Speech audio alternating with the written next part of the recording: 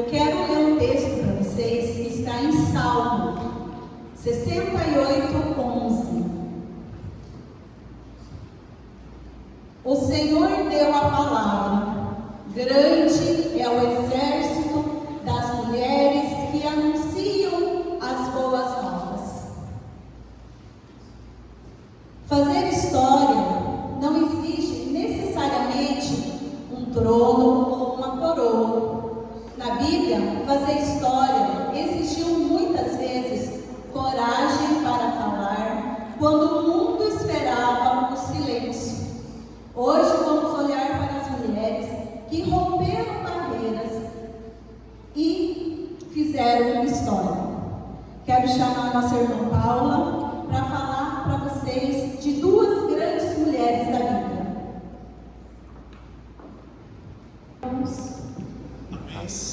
Amém. Nesse Dia das Mulheres, nós celebramos a força, a fé e a importância da mulher. E quando olhamos para a Bíblia, vemos que Deus sempre usou mulheres para cumprir grandes propósitos. Mas algo muito interessante é que todas essas mulheres não tinham histórias perfeitas. Algumas passaram por rejeição, injustiça, vergonha ou tiveram um passado difícil. Mesmo assim, Deus não olhou apenas para o propósito que tinha para cada uma. Hoje eu quero falar sobre duas mulheres da Bíblia, Tamar e Raabe. Mulheres que talvez a sociedade da época não valorizava, mas Deus escolheu colocar na própria linhagem de Jesus. Isso mostra que algo muito poderoso, não importa o que já aconteceu na nossa história, Deus ainda pode escrever capítulos novos e cheios de propósito para cada um de nós. Mulheres improváveis que Deus escolheu. Raabe, a mulher que escolheu crer, está na Bíblia em Josué 2. Era conhecida na cidade de Jericó por ser uma mulher de vida como sua profissão e pelo seu passado. Aos olhos da sociedade, ela não era alguém que teria destaque espiritual, mas algo mudou. Ela ouviu sobre Deus de Israel e decidiu acreditar. Raabe não tinha passado perfeito e mesmo assim, ela reconheceu quem Deus era. Ela escondeu os espias e declarou sua fé. O Senhor vosso Deus é Deus em cima dos céus e embaixo da terra. Tamar, a mulher que lutou pela promessa, está na Bíblia em Gênesis 38. Tamar foi uma mulher que sofreu injustiça. Ela foi viúva e ficou sem o direito que lhe havia sido prometido dentro da família. Mesmo passando por situações difíceis, ela não desistiu do que era seu promessa. Tamar foi esquecida, foi injustiçada, mas Deus via a situação dela. Por que as duas têm uma conexão? Algo muito poderoso une Raabe e Tamar. As duas tiveram histórias difíceis, foram julgadas pela sociedade, mas foram incluídas na genealogia de Jesus. Deus não escreve histórias perfeitas, Ele transforma histórias novas através de mulheres que confiam nele. A história que eu quero levar até vocês, mulheres, que hoje aqui está, falando um pouco sobre Raabe e Tamar, que carregam culpa, passaram por rejeição, foram injustiçadas e acham que Deus não pode usá-las. Confia e tenha fé. Deus mostra através dessas mulheres que Ele restaura, honra e inclui. Eu creio e eu acredito. E hoje eu estou aqui para falar um pouco da minha história. Porque lá no meu passado, eu fui rejeitada, perdi amizades, fui abandonada. E eu fui mãe muito nova. Eu tinha 17 anos quando eu engravidei. Quando eu descobri, meu mundo caiu, eu era muito nova. Naquela época não era normal, menina de 17 anos engravidada. O meu namorado me abandonou. Eu escondi a minha gravidez por 4 meses da minha família e dos meus amigos, com medo da rejeição. E foi o que aconteceu. Minhas amizades que eu tinha sumiram. Eu fui abandonada pelo meu pai, que quis que eu saísse da minha casa, não aceitava. Mas um dia minha avó me chamou para vir na igreja do pastor Leandro. Sem ninguém saber, o pastor olhou para mim e falou: o que você está girando tem um propósito na sua vida. Aguente firme, porque a tempestade ela vai passar e vai vir a calmaria. Então hoje eu estou aqui para contar uma breve história da minha vida. O passado de uma mulher não é maior que o propósito de Deus para a vida dela. Obrigada.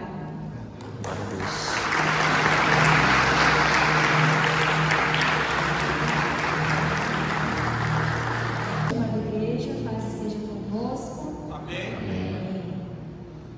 Irmãos, então, como a irmã Carmen falou, nós vamos trazer exemplos de mulheres valorosas aqui para vocês. Eu vou convidar vocês a abrirem suas Bíblias lá em Gênesis, capítulo 24, versículo 55. Mas antes de eu ler essa passagem para vocês, eu gostaria de contextualizar a história. Eu irei inicialmente falar sobre Rebeca. Mas assim como é na nossa vida, foi na vida de Rebeca, nós estamos vivendo o nosso momento hoje. Mas Deus escreveu a nossa história lá atrás. Então eu vou começar contando lá em Abraão. Abraão já estava com idade avançada e precisava encontrar uma esposa para o seu filho, Isaac. Então ele pede ao seu servo mais antigo, que é Eliezer, vá até a minha terra natal, vá até a minha parentela e encontre uma noiva para o meu filho, porque Abraão não queria uma cananeia como esposa para o seu filho. Ele sabia da importância de sua viagem e tudo mais. E aí Eliezer fala: tudo bem, eu vou, mas meu senhor, e se ela não quiser ir comigo? Porque entendam que precisava ser uma decisão. Eu digo que esse momento é igual ao amor que Deus quer que a gente entregue para Ele. Se Deus quisesse, Ele faria assim. E nós estaríamos adorando o louvor, mas não. Ele quer que a gente escolha amar Ele. E era isso que Abraão queria para a esposa do seu filho. Pois então, Eliezer pega 10 camelos, ouro, prata, joias, e vai até a terra natal de seu senhor para encontrar uma esposa. Mas lá, irmãos, imagina como que Eliezer ia saber qual era a escolhida. Então ele muito sabiamente pede um direcionamento de Deus.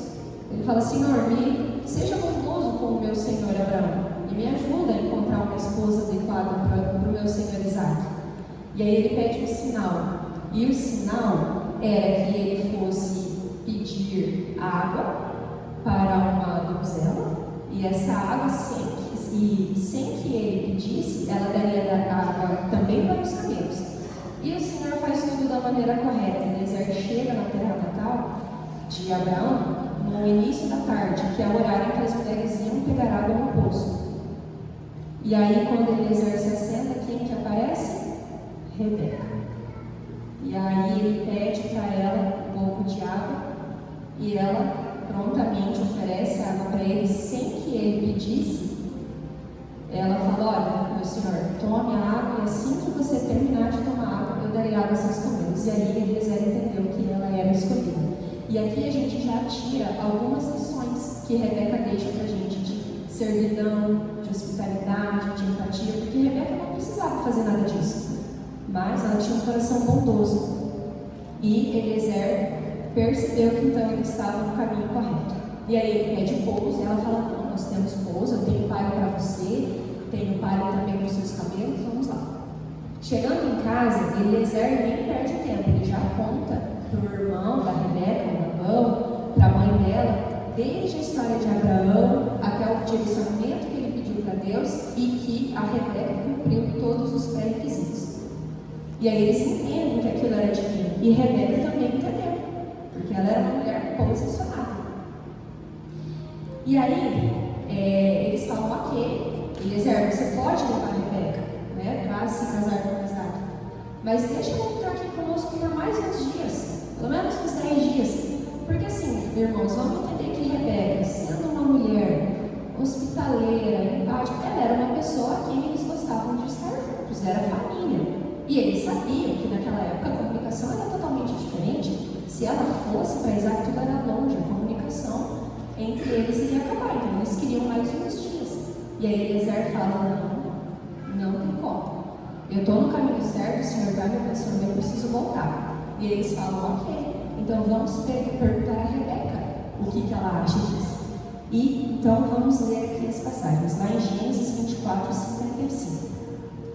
Então disseram seu irmão e sua mãe, fique a moça conosco alguns dias, ou pelo menos 10 dias, depois ela irá. Ele, no caso Eliezer, porém lhes disse, não me detenhais, pois o Senhor tem prosperado o meu caminho, deixe-me partir para que eu volte ao meu senhor Abraão. E eles disseram, chamemos a moça e perguntemos a ela. Então chamaram Rebeca e perguntaram, irás tu com este homem? E ela respondeu, sim, eu vou com ele. E esse é o maior ensinamento que Rebeca deixou para nós, posicionamento. Irmãos, aqui fala aquilo que Rebeca falou.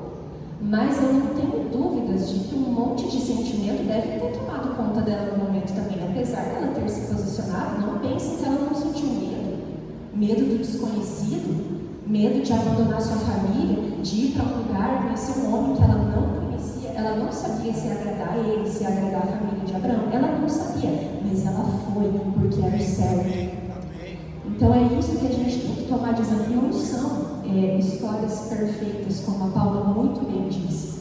São histórias de pessoas reais, que erram, mas que acima de tudo a gente precisa se basear naquilo que eles trazem de bom para a nossa vida. Que sejamos posicionados, mulheres, igual a Rebeca foi. Amém? E uma colocação também, antes de eu passar para a próxima mulher aqui da Bíblia, mesmo a gente se posicionando, irmãs, não quer dizer que a nossa vida vai ser um mar de rosas, tá? Rebeca teve seus sofrimentos. Ela se impulsar, ela sofreu por infertilidade. Mas Deus honra, tá, irmãs? A nossa vida, Deus nos coloca à prova, mas a gente precisa se manter firme na fé. Deus honra tanto que a partir de Rebeca vieram 2 grandes povos. Ela gerou 2 filhas, Esaú e Jacó, e ela sabia já no ventre dela que Jacó tinha uma profecia e que era a partir de Jacó que teria a linhagem real. Os tempos são outros, mas os ensinamentos são os mesmos, meus irmãos. Agora eu vou convidar vocês a abrirem suas Bíblias no texto de Ruth. O texto de Ruth, no primeiro capítulo mesmo, e a gente vai começar a leitura no versículo 16. Esse texto, irmãos, é um dos que eu mais gosto na Bíblia. Que história linda de Ruth. E assim como eu fiz com Rebeca, eu vou dar uma contextualizada, porque às vezes alguém não sabe, não se lembra muito bem a história. Mas a história de Ruth, ela começa também lá atrás, com Noemi e Elimeleque, que são os seus sogros. Então, antes mesmo da Ruth chegar na vida deles, eles viviam em Belém de Judá, uma terra santa. Porém, havia muita fome neste lugar. E eles ouviram que em Moabe teria comida e eles peregrinaram. Então, assim, só para vocês entenderem, eles saem de uma terra santa e vão para Moabe, aonde era habitado por um povo pagão. Onde eles adoravam deuses e realizavam rituais que para nós cristãos é totalmente pecaminoso. E enfim, lá seus 2 filhos se casam com 2 moabitas. Deus pesa a mão sobre essa família. Primeiro falece Elimeleque e depois os seus 2 filhos, sobrando apenas Noemi e suas 2 noras. E uma dessas noras é Ruth. Irmãos, naquela época a mulher já não tinha muito valor. Viúva, então, muito menos. E aí a Noemi, que era sogra de Ruth, ela fala assim, olha, minhas noras, eu amo vocês, mas eu vou voltar para minha terra natal, tentar reconstruir um pouquinho a minha vida. Voltem para suas famílias, volta para sua terra natal e volta para os seus deuses. Porque a Noemi acreditava que para elas seria mais fácil elas reconstruírem a vida delas na sua terra natal do que ir para Belém de Judá, que era, né, de um povo santo. A Orfa, que era uma das cunhadas, apesar de declarar o seu amor ali para a sogra, falou: não, então eu vou voltar, e voltou para os seus deuses e voltou para a vida antiga. Ruth não. Ruth, ela escolheu o difícil. E eu quero ler para vocês qual foi a resposta que Ruth deu para sua sogra quando lhe foi oferecido voltar para a vida antiga dela. Então vamos lá. Em Ruth capítulo 1, versículo 16. Porém, disse Ruth: não me insistas para que eu te abandone e deixe de seguir-te, porque aonde quer que tu fores, irei eu, e onde quer que pousares, ali pousarei eu. O teu povo é o meu povo, e o teu Deus é o meu Deus. Aleluia. Onde quer que morreres, morrerei eu ali, e serei sepultada. Faça-me assim o Senhor e outro tanto, se outra coisa que não seja a morte me separar de ti.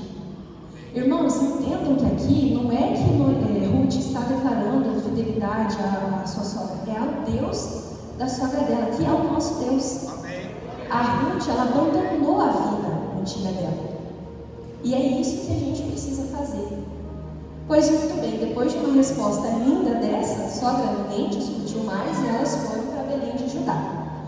E eu falo, irmãos, Deus faz tudo no tempo certo, na hora certa, a gente só precisa tomar as atitudes corretas. Elas chegaram em Belém de Judá bem na época da colheita da cevada. Então, ou seja, Deus colocou ela no tempo certo.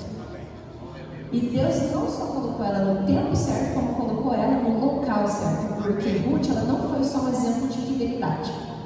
Quando precisou trabalhar, Ruth foi exemplo. Porque ela não precisava apenas cuidar, ela precisava também alimentar sua sogra. Eram duas mulheres viúvas, não tinha ninguém por elas.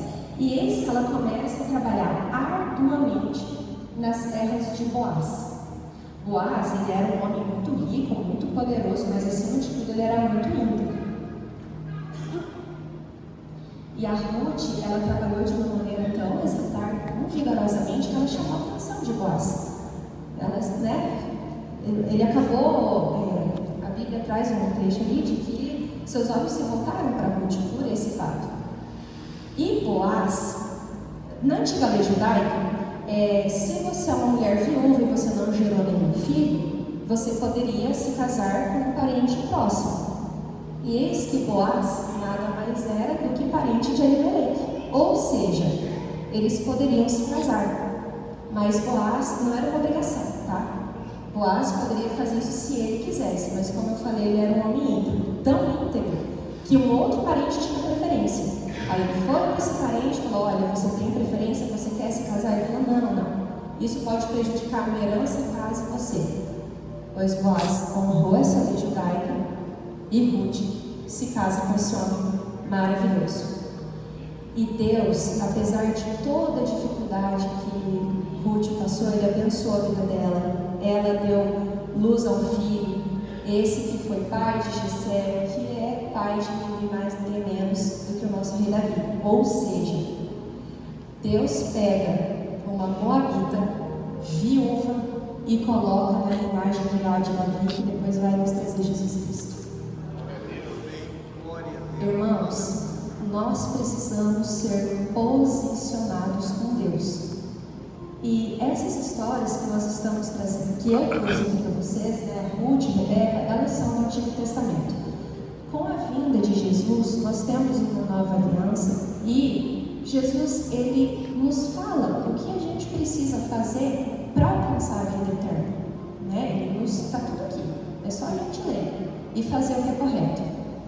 E um dos passos mais bonitos que eu falo para a gente dizer sim para Jesus e se posicionar de verdade na fé é o batismo. O batismo, eu falo por experiência própria, é maravilhoso, é vida nova, literalmente. Olha o que Deus fez com Ruth. Era uma mulher que veio de um povo pecaminoso. Ela era viúva, então ela não tinha valor aos olhos dos homens. Mas olha o que Deus faz na vida da gente quando a gente aceita que Ele entra. Se você quer dizer sim para Jesus, aceitar Ele como seu único e legítimo de Salvador, eu tenho uma ótima notícia para vocês. Semana que vem a gente tem batismo. Amém, amém. Então, se você quiser ter esse passo, tome. Porque é nosso. A vida de quem se batiza não é uma vida fácil. Eu digo até que é mais difícil, porque a gente entende o peso do pecado. A gente entende o preço que ele foi pago, como ele foi pago, por quem ele foi pago. Então, o pecado nos constrange. Mas é isso, a gente precisa se quebrar. Nós vamos continuar falhando. Qual foi o único santo perfeito que pisou aqui na terra? Jesus. Nós somos pecadores. Mas a partir do momento que você se posiciona, que você se batiza, é vida nova. Então, irmão, se você sente do seu coração de aceitar Jesus, para que quando Deus for atrás de você, com camelo, com joias, com pedras preciosas no bolso, que você esteja lá, que o bolso não esteja vazio. Amém? Irmãos, muito obrigada por essa oportunidade. E que nós, mulheres, agora eu vou voltar a minha palavra para as mulheres, porque esse culto é, né, em comemoração de uma mulher, que sejamos mulheres valorosas, que a gente edifique o nosso lar, a nossa empresa e a nossa igreja. Amém? Amém. Igreja, paz seja convosco. Amém. Eu irei falar para vocês a história de duas mulheres de autoridade que quebraram o mito da fragilidade feminina, que foram Débora e Jael. A história delas está no livro de Juízes e nos conta a história dos filhos de Israel na época que eles se estabeleceram em Canaã. Neste livro, a gente lê sobre a ilegalidade e a desordem que reinava nas tribos de Israel, pois eles haviam colocado a confiança no homem e esquecido dos mandamentos do Senhor. Assim, eles enfrentaram muitos ciclos de opressão.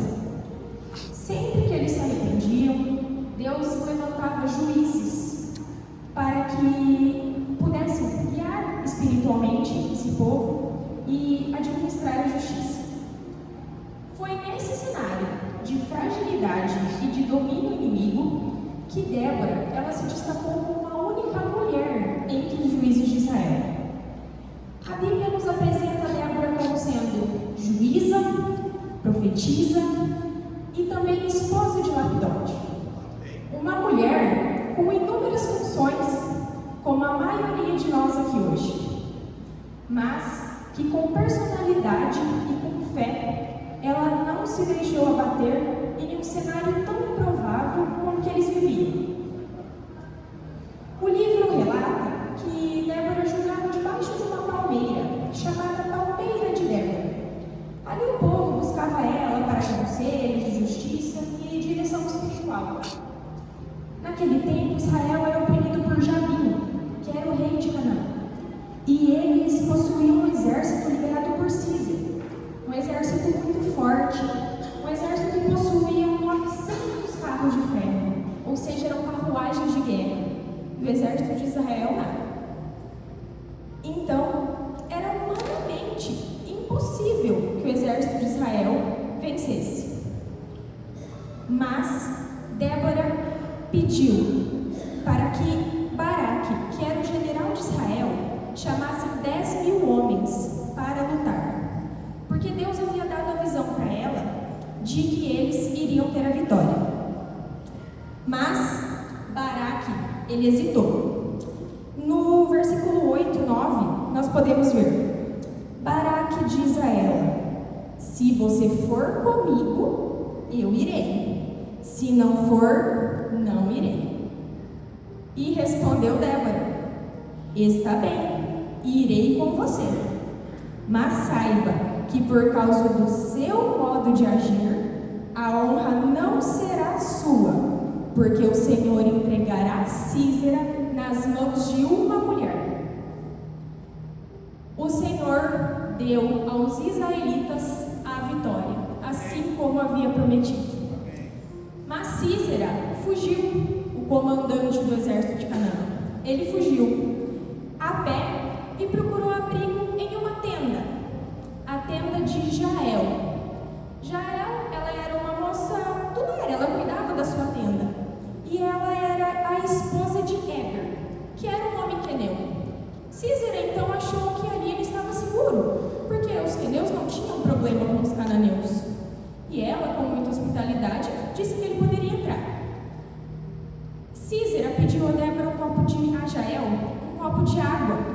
E ela, com muita hospitalidade, lhe ofereceu um de leite, que era ainda melhor.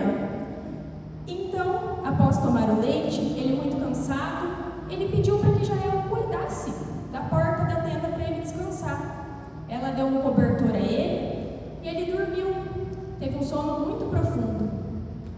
E Jael, nesse momento, pegou uma estaca da sua própria tenda, que era o que ela tinha ali em mãos, e um martelo, e ela cravou a estaca na cabeça de Císera.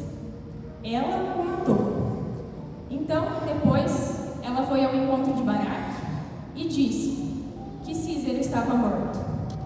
Ele foi lá e viu Císera com a estaca cravada na sua face. E como Deus havia mostrado, a vitória foi sim dada a uma mulher. Igreja, a história dessas mulheres, ela nos mostra que Deus usa homens e mulheres e que a força, ela não vem do gênero, ela vem da fé que nós carregamos com nós, amém? Débora, ela foi uma mulher de fé, de coragem, obediente, e a sua liderança nos mostra que quando nós permanecemos fiéis, Deus nos capacita para qualquer batalha. Mas é importante, gente, que nós estejamos disponíveis para Ele. Prestem atenção, mulheres. Não é com força de vontade, não é com positividade que nós vamos vencer as nossas batalhas. Nós vamos, mulheres, vencer as nossas batalhas firmadas na palavra, posicionadas.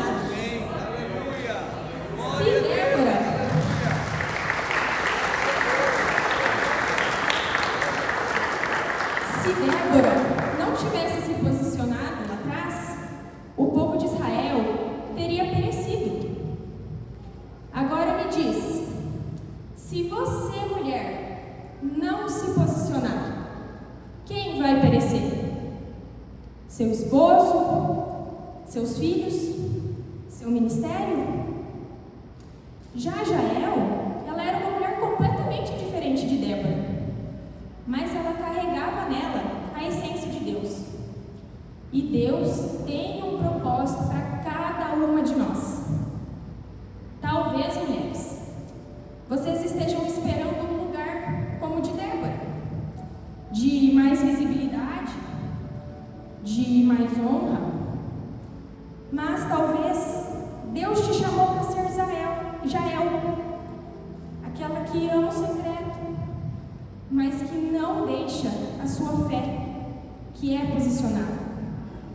E nós precisamos afiar a nossa estaca. E sabe qual é a nossa estaca? Amém. A palavra de Deus.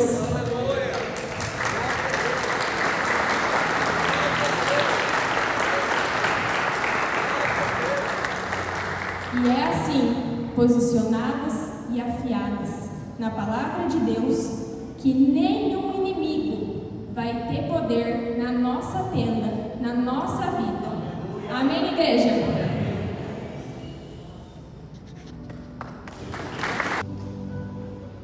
Vamos olhar agora para 3 mulheres que romperam barreiras com a voz de súplica, Ana, com voz de instrução, Priscila, e com voz de adoração, Miriam. Ana, ela rompeu o silêncio da alma com a voz da intercessão. É uma história da Bíblia que ela é muito conhecida, é a história de Ana.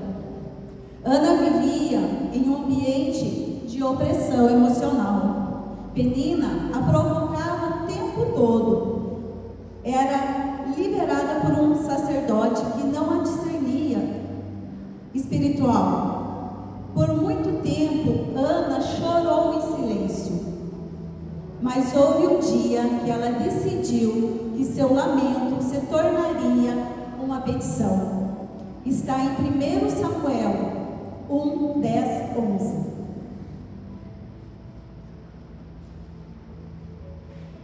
Ela, pois com amargura de alma, orou ao Senhor um voto dizendo: Senhor dos exércitos, se benignamente atentes para o aflito da tua serva, e de mim te lembrares, e da tua serva não te esqueceres, mas a tua serva deres um filho varão, o Senhor o darei todos os dias da sua vida.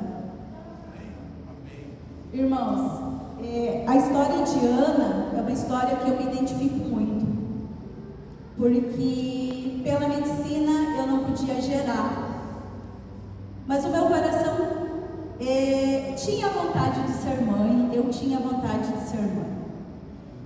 E muitas vezes eu orei em silêncio, muitas vezes eu chorei, muitas vezes eu questionei ao Senhor o porquê eu não poderia ter filhos. E em 2023, final de 2022, Deus, Ele me concedeu o nosso milagre, que é a Ana Júlia, por isso ela se chama Ana.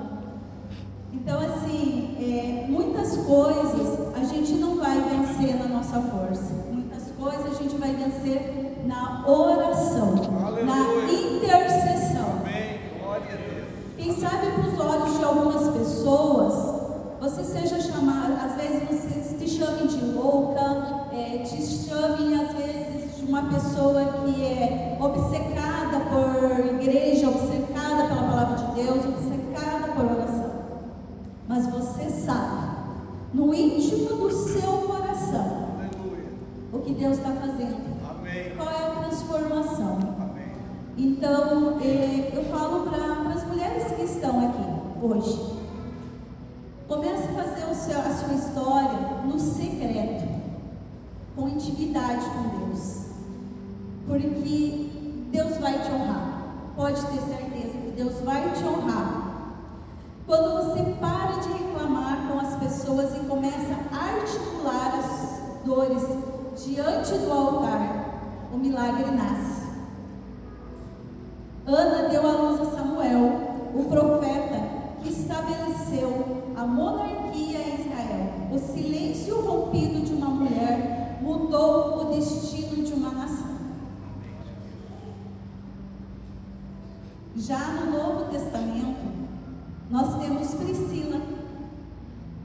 Priscila foi uma mulher que ela rompeu o silêncio ensinando. Amém. No Novo Testamento, Priscila aparece como uma mulher de ação e intelecto. Em uma cultura onde mulheres raramente tinham voz no ensino teológico, ela e seu marido, Áquila, tornaram-se pilares da igreja primitiva. Em Atos 18, de 2 a 4, Paulo fala: entrou ali um judeu chamado Áquila, que era da província do Ponto. Fazia pouco tempo que ele tinha chegado da Itália, com Priscila, sua esposa. Eles tinham saído de lá porque o imperador Cláudio havia mandado que todos os judeus fossem embora de Roma. Paulo foi visitá-los e acabou ficando ali para trabalhar com eles, porque a profissão de Paulo e a deles era a mesma, isto é, faziam barracas. E todos os sábados eles falavam na sinagoga e procuravam convencer os judeus e os não-judeus. No livro de Atos 18, 24 e 26, vamos ver como ela e seu esposo discipularam Apolo. Um judeu chamado Apolo, nascido na cidade de Alexandria, havia chegado a Éfeso. Ele falava muito bem e tinha um conhecimento profundo das Escrituras Sagradas. Era também instruído no caminho do Senhor. Falava com grande entusiasmo e o seu ensinamento a respeito de Jesus era correto, porém conhecia somente o batismo de João. Ele começou a falar com coragem na sinagoga. Priscila e seu marido, Áquila, ouviram falar. Então, o levaram para a casa deles e ele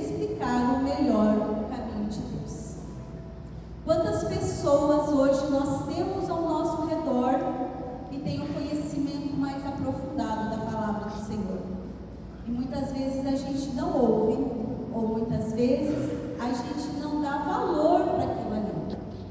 E Priscila e Áquila, eles com sabedoria, eles levaram a Paulo para casa e o discipularam. Você pode destacar que Priscila não era apenas uma ajudante, e sim, Priscila ela tinha mais conhecimento que seu marido. Por isso, muitas vezes, em muitas passagens bíblicas onde Paulo fala nas cartas, ele sempre fala primeiro o nome de Priscila, porque na parte teológica, ela tinha mais sabedoria que o seu esposo. Mas a sabedoria dela não fazia ela melhor que ele. E sim, ela era o braço direito dele para ensinar e discipular. Amém. Romper o silêncio e ter coragem de ensinar, de mentorear e de usar a inteligência para edificar o reino. Quantas mulheres estão escondendo dentro de si o ensinamento que Deus deu, de medo de ser julgada, ou muitas vezes em casa, por ela ter uma sabedoria maior, às vezes ela ser calada. Mas não deixa isso acontecer. Rompa o silêncio que está dentro de você e fala da palavra de Deus e fala do amor de Deus. Ela moldou um dos maiores pregadores da igreja. Ela moldou Apolo. Priscila é a prova que a mulher que estuda comunica a verdade de Deus e é essencial para a saúde da igreja. Priscila rompeu o silêncio de tal forma que sua voz no trabalho ecoara de Corinto a Roma, chegando até hoje através das cartas de Paulo. Ela sempre faz história porque não se calou diante do chamado de Deus para ensinar e servir. E Miriam? Quem foi Miriam? Uma levita? Uma profetisa? Miriam, ela rompeu o silêncio da escravidão e a voz da celebração. Miriam conhecia o som do chicote, o silêncio do medo, do Egito. Mas quando o mar vermelho se fechou, ela entendeu que o tempo de calar havia acabado. Em Êxodo 15, 20 e 21, a profetisa Miriam, irmã de Arão, tomou um tamboril e todas as mulheres o seguiram com ela e dançando. Miriam lhes respondia: cante ao Senhor, porque gloriosamente triunfou, lançou no mar o cavalo e seu cavaleiro. Após 400 anos de silêncio e de escravidão do Egito, Miriam levantada a voz para liderar o primeiro grande coral de adoração da Bíblia. Ela é chamada de profetisa, reconhecendo que sua voz tinha autoridade espiritual. Não basta ser livre, é preciso celebrar a liberdade. Uma canção de vitória. Ela foi a primeira mulher chamada profetisa na Bíblia. Nessa mensagem, Deus mesmo confirma que através do profeta Miquias, que Miriam foi enviada por ele como uma das 3 lideranças principais de libertação em Israel. Ela não estava apenas acompanhando seus irmãos, ela fazia parte do plano estratégico de Deus. Pois te tirei da terra do Egito e da casa da servidão e te remi, enviei diante de ti Moisés, Arão e Miriam. Mulheres, como Ana, vamos romper o silêncio na oração. Como Priscila, vamos romper o silêncio no conhecimento e no serviço na igreja. Como Miriam, vamos romper o silêncio na adoração profética. Quando uma mulher decide falar o que Deus colocou em seu coração, as correntes quebram e a história é reescrita. Vimos vários exemplos de mulheres, Tamar e Raabe, superaram o passado e os preconceitos. Rebeca e Ruth saíram da zona de conforto para viver o propósito de Deus. Débora e Jael assumiram o protagonismo e usaram o que tinham disponível. Miriam influenciou através da arte do louvor. E Ana permaneceu firme quando as circunstâncias diziam não. E Priscila estudou para ensinar e fortalecer a igreja. Que possamos olhar internamente e refletir o que estamos fazendo hoje para o reino de Deus. Qual dessas mulheres nós podemos nos identificar? E o que podemos fazer de melhor para que possamos romper o silêncio que está dentro de nós e fazer história e ajudar pessoas. Agradeço.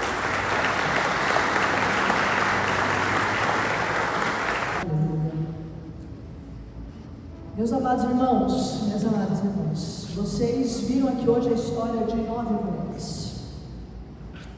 E essas 9 mulheres, algumas de maneira indireta e outras de maneira totalmente direta, todas elas são responsáveis e estão envolvidas na história de uma 10ª mulher. Vocês viram aqui 9 mulheres que decidiram mudar a história. Vocês viram aqui 9 mulheres que decidiram se posicionar. Vocês viram aqui 9 mulheres que decidiram fazer diferente. Vocês viram aqui 9 mulheres que decidiram romper um ciclo e por essa atitude, por esse posicionamento, elas conseguiram romper a sua história. E por causa dessas 9 mulheres, nós temos uma 10ª mulher. Existe aquela mulher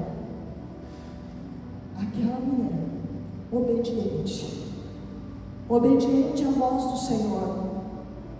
Aquela mulher que quando o anjo visitou ela disse assim: